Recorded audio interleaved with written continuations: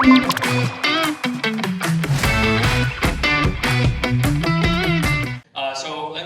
help me introduce you guys to Sid Vaidya.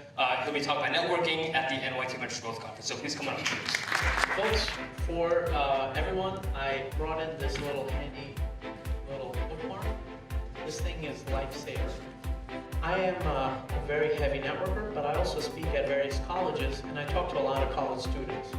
So I've collected all this data, and basically these 4 points is what I've come down to as what makes sense for a lot of college students. But then I started looking into this, and I said, you know what, let me just go and talk to a lot of other people about it.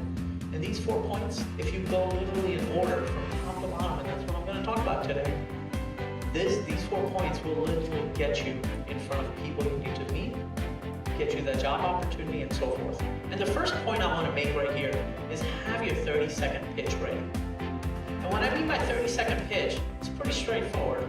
Hi, my name is Sid. I'm a commercial banker, but I'm also a networking extraordinaire. And I founded Switch Events, a networking organization. These are the type of clients I'm looking for. How can I help you?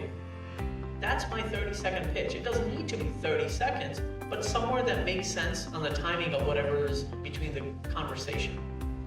And a lot of people, they don't even come into a conversation with this 30-second pitch. And they come in and say, hi, nice to meet you. And then it just dies right there. The second one really is approaching people at a networking event that are standing alone. You have no idea how many great individuals I've met. I've actually, and the interesting story is, not this current job, but my prior job, I actually got the job because I met an executive person at a networking conference who was just standing alone. She was just standing, doing her thing, and I came by and I said, hey, nice to meet you, my name is Sid. And then we just started conversating. And from that point, I ended up with a job with her.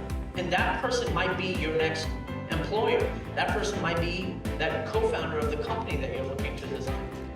And within just the little subtleness of me watching somebody communicating, I'm watching their hand movement, I'm watching the way their body action is, things like that. All these little small things matter in networking.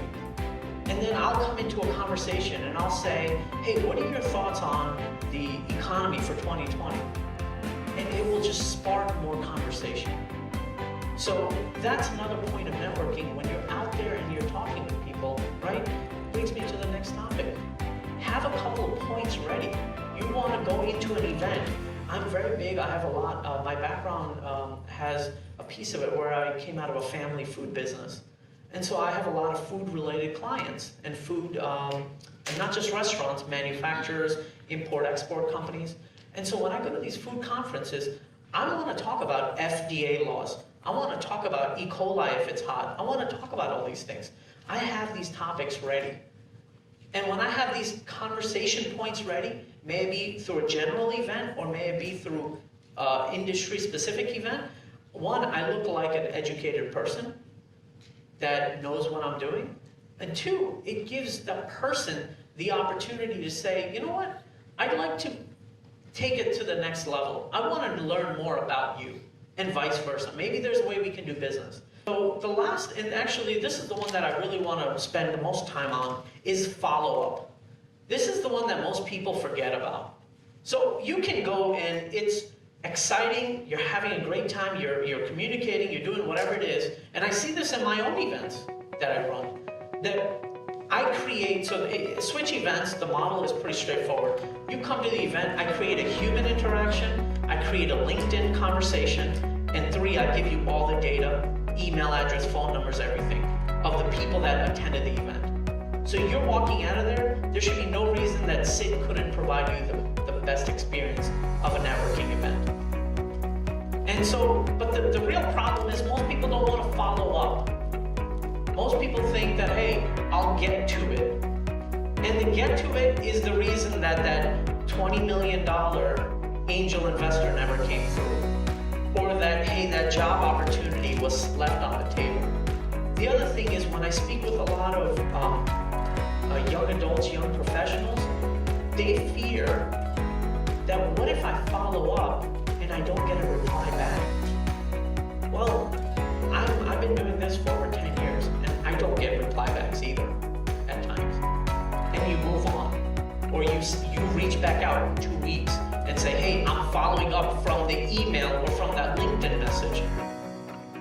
And then go from there. And there are times where people are on vacation, they forget, they do whatever life happens. But you can't get discouraged, because the worst thing in networking is when you get discouraged, you say this isn't working, and then you just move on. And again, all those lost opportunities never happen lost opportunities come about and things never happen because you were encouraged to keep doing this. And so when you're doing the follow-up, just my recommendation for any of you folks over here, right? Most people don't leave a phone call anymore. And shockingly, my best follow-up are phone calls.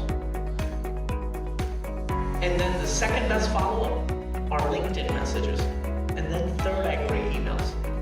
I check my LinkedIn quicker than I check email. I check emails maybe 2 to 3 times a day. I check my LinkedIn all the time because that message shows up right on my phone. Take it from the top all the way to the bottom here, and if you follow these step by step, I will tell you, you will be pretty much guaranteed to set up the second meeting. All right, thank you, folks.